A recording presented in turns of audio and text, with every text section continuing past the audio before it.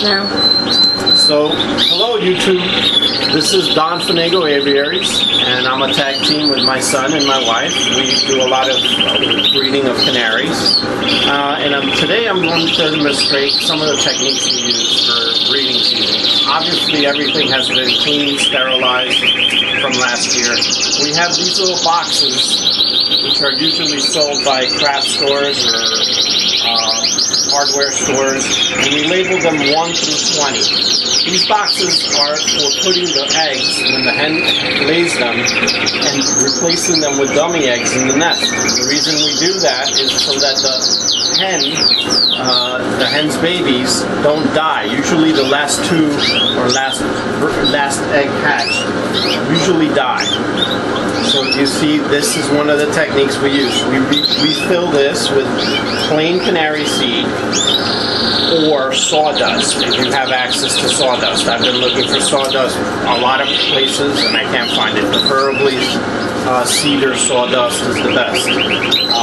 However, if you can't find cedar sawdust, get plain canary seed, and that would work just as well. The reason we like sawdust is it doesn't puncture the egg. Sometimes if the egg is soft, a plain canary seed will puncture it, and that would cause a problem. Alright, and to our right, we have our nests, our cages. Our cages are set up, ready to put the males first, which we'll do that in the next video so you can see how we do that. We already set up the cages. They're all been cleaned, sterilized. We clean them with soap and water and bleach to get any type of diseases or bacteria that is inside. We put each cage, you notice they're opposite. The reason I like putting the perches one on top and one on the bottom is because I like the birds to get some type of exercise so that they can jump. I have in here pellet food. I like giving my birds pellet food. Everyone does it their own way, but I like pellet food. I also give them seeds. I make sure my seeds are clean. We have in here oyster shell. It's vital that all the hens have oyster shell accessible to them and a cuttle bone. Why? Because that gives them calcium. Later on I'll show you a technique I also use in my egg food, which will be another video I'll do later on. You notice this is a new thing I did. These little tags, they're called valve tags. These valve tags are to identify each cage. I put stickers on last year. It didn't pan out too well because once you wash the cages, the stickers go away. So I tried this technique. They're kind of pricey. You get them usually from janitorial supply places or plumbing supplies, and they're called valve tags. So you see on this side we have cages 1 through 7. And on the right of that we have the other cages, which we have cage 8, cage 9, cage 10, cage 11, cage 12, cage 13, cage 14, and cage 15. Now, you also notice these are pretty pricey but very useful for me. They're index card magnets. So they're magnets that hold index cards. And over here we're planning on putting the mosaics. I might change this positioning. Notice there's no birds in any of these cages. I might not want my mosaics, which are all colored mosaics, on the top. The reason that I don't want them on the top is because down here I have a gold agate opal, and if they get colored food, I might not want that. I also have a white recessive that I'm planning on breeding, which was given to me by actually the National Kellogg's champ, Felix Hernandez, so I'm very happy about that. And over here I have my Timbrados, which is what I've been known for, my Timbrados. I won second best in show 2015, 2016, did not compete because of family matters, but I do have a very good bloodline for the Cabrado, classic Cabrado. If you go over here, this is the red opal mosaics, which is what I'm planning on breeding this year.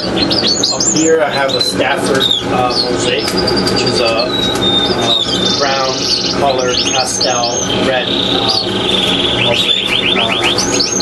Stafford, which is actually a beautiful bird.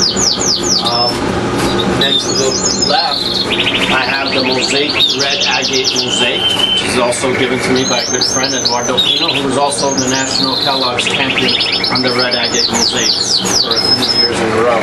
So, on the right, we have all of these cages, 1 through 7, are reds. These are predominantly red-colored birds. And red-colored birds, you have to feed them eggs before red coloring, which I put in the egg food before you actually start breeding them, preferably 1 to 2 months prior. The reason for that is we want to make sure that these hens have red in their yolk when they lay the eggs. And that's what gives them that intensity. So over here I want to show you something. This is the light bulbs I use. They're Vitalites. They're very expensive, but they're, in my opinion, probably the best light you could have. You notice the room only has 1 tube on currently. And the reason for that is as I'm working my birds to start breeding, I'll wait a couple of weeks and I add a second tube, and then after that I'll add the third tube, and then I add the fourth tube. Then they're ready to go. Usually the birds need about 14 hours of light, good light, to start breeding. Anywhere between 12 and 14, but I like 14. Over here you'll see, these are my hens. I'm preparing my hens with their food. Up here, the top cage, these are bronze, intense red. Beautiful birds. Notice their legs are almost black. Very beautiful birds. That hen, the person that gave them to me, actually, that hen, she was attacked in the hen by other birds. They get a little vicious. But she still do the function. She has a beautiful melanic tone to her. You see those lines, absolutely amazing, the one without the tail. The other one is a great specimen too, but this one has better melon. Down here in the second cage, we have red Isabels. They're frost, not intense, they're frost. The male is intense. Same thing for the top birds. They're intense, so the male has to be frost. Down here, we have intense brown red.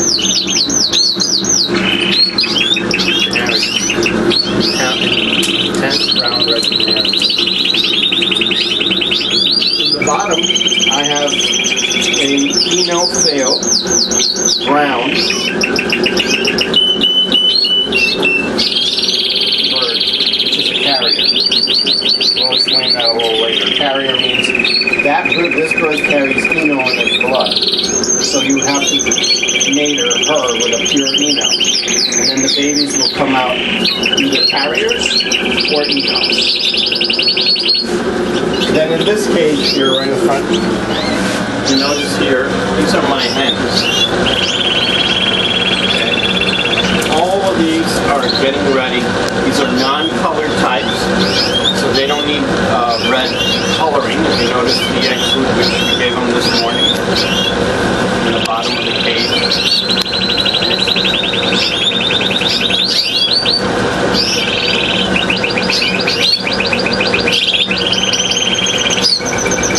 Bottom of the cage right here, we have the egg food. It's yellow. Doesn't have any coloring in it whatsoever. This is a new bird seed holder that I got from ABBA Seeds, where I get most of my things, if not all. He got these new, and I love it. I'm going to get a second one for my birds, for the males, which are in the lower cage. They have a different system, which I got in a pigeon store. When you have a lot of birds, you need to have them with a lot of seed in them. Those are the males. The males are getting ready to, another 2 to 3 weeks, they'll all be ready. So if you come over here to this side, I want to show you something. There's the vent. This here, this is an insect guard.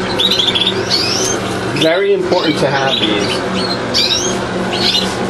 And I should understand they're kind of hard to get. This is the actual packaging. I get them from a pigeon supply store. What it does is it kills any type of insect that you normally could have in your aviary. So what we did was we took it out of the packaging. It's usually good for 4 months. And we wrote the first date we opened it, and then we put the last date. Sometimes you may forget, so, and May 1st, 2017, this guy is going out and he's going to get replaced with a new one.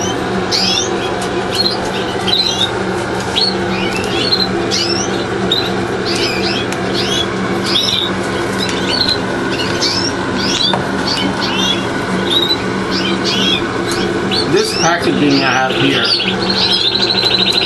I have a lot of friends telling me they have a severe problem with wasps.